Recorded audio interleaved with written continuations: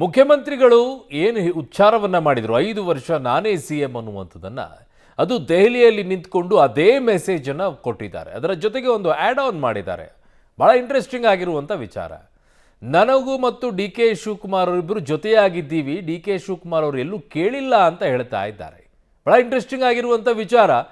ದೆಹಲಿ ಮಟ್ಟದಲ್ಲಿ ಆಗಿರುವಂತ ಬೆಳವಣಿಗೆಯಲ್ಲಿ ಈಗ ಕಾಂಗ್ರೆಸ್ ಹೈಕಮಾಂಡ್ ಜೊತೆಗೆ ಸಿಎಂ ಡಿಸಿಎಂ ಸಂಜೆ ಸಭೆಯನ್ನು ನಡೆಸಲಿದ್ದಾರೆ.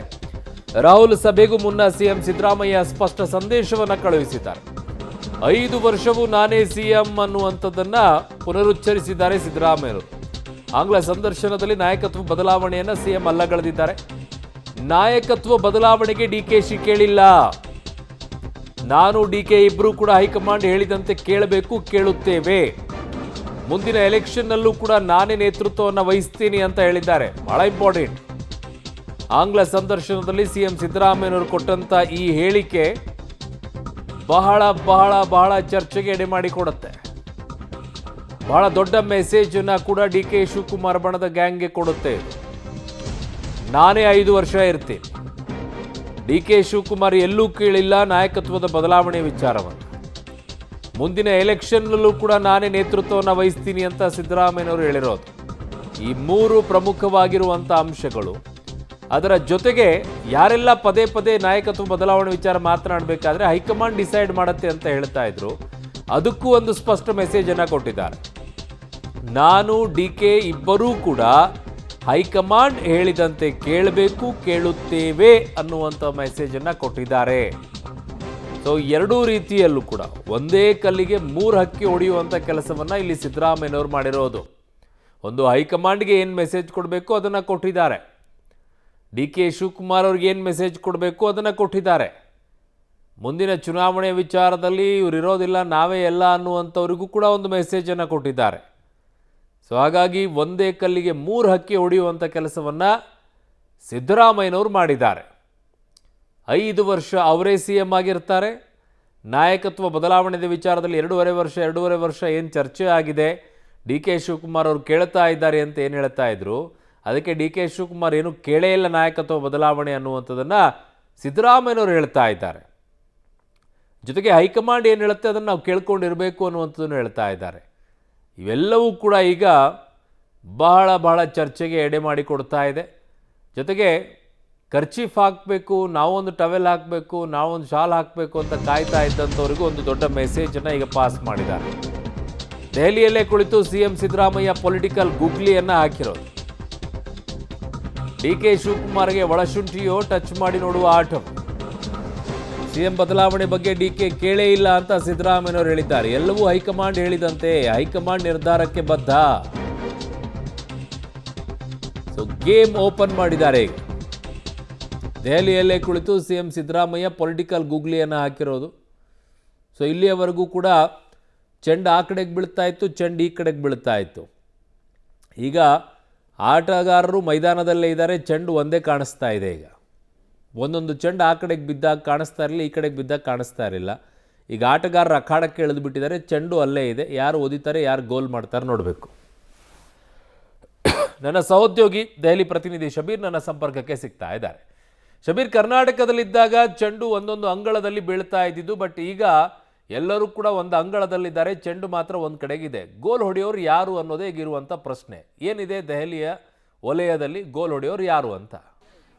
ಅರುಣ್ ನೋಡಿ, ಇವತ್ತು ರಾಹುಲ್ ಗಾಂಧಿ ಅವರನ್ನ ಭೇಟಿ ಮಾಡಬೇಕು ಅನ್ನುವಂಥ ನಿಟ್ಟಿನಲ್ಲಿ ಸಿಎಂ ಸಿದ್ದರಾಮಯ್ಯ ಅವರು ಸಮಯವನ್ನು ಕೇಳಿದ್ದಾರೆ. ಅದಕ್ಕಿಂತ ಮುಂಚೆ ಈಗ ಕೊಟ್ಟಿರುವಂಥ ಹೇಳಿಕೆಗಳ ಬಗ್ಗೆ ಸಾಕಷ್ಟು ಚರ್ಚೆಗಳಾಗ್ತಾ ಇರುವಂಥದ್ದು. ಸಿದ್ದರಾಮಯ್ಯ ಅವರು ಒಂದು ಸ್ಪಷ್ಟಪಡಿಸುವಂಥ ಕೆಲಸವನ್ನು ಇಲ್ಲಿ ಮಾಡ್ತಾ ಇರುವಂಥದ್ದು, 5 ವರ್ಷ ನಾನೇ ಮುಖ್ಯಮಂತ್ರಿ ಆಗಿರ್ತೀನಿ ಅನ್ನುವಂಥ ಹೇಳಿಕೆಯನ್ನು ಮತ್ತೆ ಮತ್ತೆ ಪ್ರತಿಪಾದಿಸುವಂಥ ಕೆಲಸವನ್ನು ಕೂಡ ಮಾಡ್ತಾ ಇದ್ದಾರೆ. ಮೊನ್ನೆ ಅಷ್ಟೇ ಕರ್ನಾಟಕದಲ್ಲೂ ಕೂಡ ಇದೇ ರೀತಿಯಾದಂಥ ಹೇಳಿಕೆಯನ್ನು ಕೊಟ್ಟಿದ್ರು. ಈಗ ದೆಹಲಿಯಲ್ಲೇ ಕೂತು ದೆಹಲಿಯ ಮಟ್ಟದಲ್ಲೂ ಕೂಡ ಒಂದು ಸಂದೇಶ ರವಾನಿಸುವಂಥ ಕೆಲಸವನ್ನು ರಾಷ್ಟ್ರೀಯ ಮಾಧ್ಯಮದ ಮೂಲಕ ಅವರು ಮಾಡ್ತಾ ಇರುವಂಥದ್ದು. ಈಗ 5 ವರ್ಷ ನಾನೇ ಮುಖ್ಯಮಂತ್ರಿ ಆಗಿರ್ತೀನಿ, ಅದರಲ್ಲಿ ಯಾವುದೇ ರೀತಿಯಾದಂಥ ಅನುಮಾನಗಳಿಲ್ಲ ಅನ್ನುವಂಥ ಅನ್ನುವಂಥದ್ದು ಒಂದು ಅಂಶ. ಆದ್ರೆ ಅಧಿಕಾರ ಹಸ್ತಾಂತರ ಅಥವಾ ಮುಖ್ಯಮಂತ್ರಿ ಬದಲಾವಣೆ ವಿಚಾರಕ್ಕೆ ಸಂಬಂಧಪಟ್ಟಂತೆ ಅಂಥದ್ದೊಂದು ಪ್ರಸ್ತಾಪವನ್ನ ಡಿ ಕೆ ಶಿವಕುಮಾರ್ ಅವರು ಇಟ್ಟೇ ಇಲ್ಲ ಅನ್ನುವಂತಹ ಮಾತನ್ನ ಕೂಡ ಅವ್ರು ಹೇಳಿರುವಂಥದ್ದು.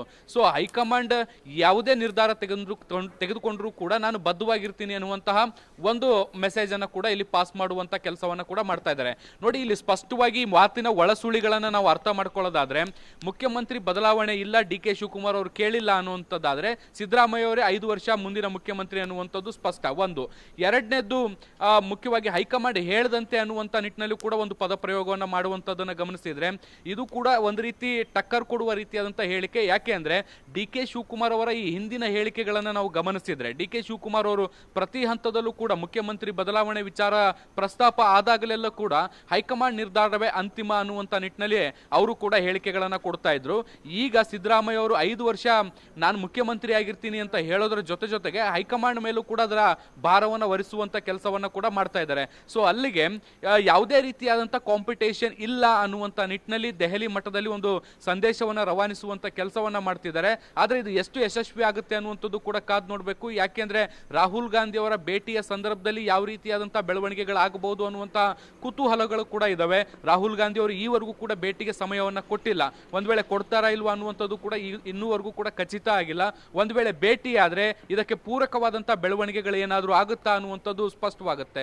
ಅರುಣ್, ಶಬೀರ್, ಡಿ ಕೆ ಶಿವಕುಮಾರ್ ಅವರು ಆ ರೀತಿ ಕೇಳೇ ಇಲ್ಲ ಅನ್ನೋದಾಗಿದ್ದಿದ್ರೆ ಡಿ ಕೆ ಶಿವಕುಮಾರ್ ಅವರು there is no other option ಅನ್ನುವಂಥ ಹೇಳಿಕೆಗಳನ್ನು ಡಿ ಕೆ ಶಿವಕುಮಾರ್ ಅವರು ಕೊಡುವಂಥ ಪರಿಸ್ಥಿತಿ ಬರ್ತಾ ಇರಲಿಲ್ವೇನೋ? ಹೌದು, ಸಾಕಷ್ಟು ಪ್ರಯತ್ನಗಳನ್ನ ಮಾಡದಂತೆ ಕಾಣಿಸ್ತಾ ಇರುವಂಥದ್ದು. ದೆಹಲಿ ಮಟ್ಟದಲ್ಲೂ ಕೂಡ ಸಾಕಷ್ಟು ಬೆಳವಣಿಗೆಗಳು ಕೂಡ ಆಗ್ತಾ ಇದ್ದಾವೆ. ನಿನ್ನೆ ಡಿ ಕೆ ಶಿವಕುಮಾರ್ ಅವರು ಪ್ರಿಯಾಂಕಾ ಗಾಂಧಿ ಅವರನ್ನ ಭೇಟಿಯಾಗಿ ಕೆಲ ಹೊತ್ತು ಚರ್ಚೆಗಳನ್ನು ಕೂಡ ಮಾಡಿ ಬಂದಿದ್ರು. ಆದರೆ ಮೇಲ್ನೋಟಕ್ಕೆ ಯಾವುದೇ ಸಮಸ್ಯೆಗಳಿಲ್ಲ ಅನ್ನುವಂಥ ನಿಟ್ಟಿನಲ್ಲಿ ತೋರಿಸ್ಕೊಳ್ಳುವಂಥ ಪ್ರಯತ್ನಗಳು ಕೂಡ ನಡೆದಿರ್ಬೋದು. ಆ ನಿಟ್ಟಿನಲ್ಲಿ ಅಂದ್ರೆ ಈ ಅಧಿಕಾರ ಹಸ್ತಾಂತರದ ವಿಚಾರಗಳು ಸಾಕಷ್ಟು ಗೊಂದಲಗಳಿಗೆ ಕಾರಣ ಆಗ್ಬೋದು, ಅಥವಾ ಇಬ್ಬರು ನಾಯಕರಿಗೂ ಕೂಡ ಭವಿಷ್ಯದಲ್ಲಿ ಸಮಸ್ಯೆ ಆಗಬಹುದು ಅನ್ನುವಂಥ ಕಾರಣಕ್ಕೆ ಈ ರೀತಿಯಾದಂಥ ಹೇಳಿಕೆ ಕೊಡುವಂತ ಪ್ರಯತ್ನಗಳನ್ನ ಕೂಡ ಮಾಡ್ತಿರುವಂತದ್ದು. ಹಾಗಾಗಿ ಒಂದು ಕಡೆ ಸಿದ್ದರಾಮಯ್ಯ ಅವರು ಪದೇ ನಾನೇ 5 ವರ್ಷ ಮುಖ್ಯಮಂತ್ರಿ ಆಗಿರ್ತೀನಿ ಅನ್ನುವಂತ ಹೇಳಿಕೆಗಳನ್ನ ಕೊಡ್ತಾ ಇದ್ದಾರೆ. ಅದಕ್ಕೆ ಪ್ರತಿರೋಧದ ಹೇಳಿಕೆಗಳನ್ನ ಕೊಟ್ರೆ ಇದು ಕಾಂಗ್ರೆಸ್ನಲ್ಲಿ ಬಹಳ ದೊಡ್ಡ ಭಿನ್ನಮತಕ್ಕೆ ಕಾರಣ ಆಗುವಂತ ಸಾಧ್ಯತೆಗಳು ಕೂಡ ಇದಾವೆ. ಸೊ ಹೀಗಾಗಿ ದೇರ್ ಇಸ್ ನೋ ಆಪ್ಷನ್ ಅನ್ನುವಂತ ನಿಟ್ಟಿನಲ್ಲಿ ಅದನ್ನ ಟ್ಯಾಕಲ್ ಮಾಡುವಂತ ಪ್ರಯತ್ನವನ್ನು ಕೂಡ ಡಿ ಕೆ ಶಿವಕುಮಾರ್ ಅವರು ಮಾಡುವಂತೆ ಕಾಣಿಸ್ತಾ ಇರುವಂತದ್ದು. ಆ ನಿಟ್ಟಿನಲ್ಲಿ ಇದಕ್ಕೆ ಪೂರಕವಾದಂತ ಹೇಳಿಕೆಗಳನ್ನ ಕೊಡಬಾರದು ಅನ್ನುವಂತ ನಿಟ್ಟಿನಲ್ಲಿ ನಿರ್ಧಾರ ಮಾಡದಂತೆ ಕಾಣಿಸ್ತಾ ಇದೆ. ಯಾಕೆಂದ್ರೆ ಹೇಳಿಕೆ ವಿರೋಧಗಳ ಹೇಳಿಕೆಗಳನ್ನು ಕೊಡ್ತಾ ಹೋದ್ರೆ ಆ ಸಬ್ಜೆಕ್ಟ್ ಮತ್ತಷ್ಟು ದೀರ್ಘವಾಗಿ ಹೋಗುವಂತ ಸಾಧ್ಯತೆಗಳು ಅಥವಾ ಬೇರೆ ರೀತಿಯಲ್ಲಿ ವಿಶ್ಲೇಷಣೆ ಆಗುವಂತ ಸಾಧ್ಯತೆಗಳು ಇರುತ್ತೆ. ಹಾಗಾಗಿ ಅದನ್ನ ಸಾಧ್ಯವಾದಷ್ಟು ಅವಾಯ್ಡ್ ಮಾಡುವಂತ ಪ್ರಯತ್ನವನ್ನು ಕೂಡ ಡಿ ಕೆ ಶಿವಕುಮಾರ್ ಮಾಡ್ತಾ ಇದ್ದಂತೆ ಕಾಣಿಸ್ತಾ ಇದೆ. ಅರುಣ್,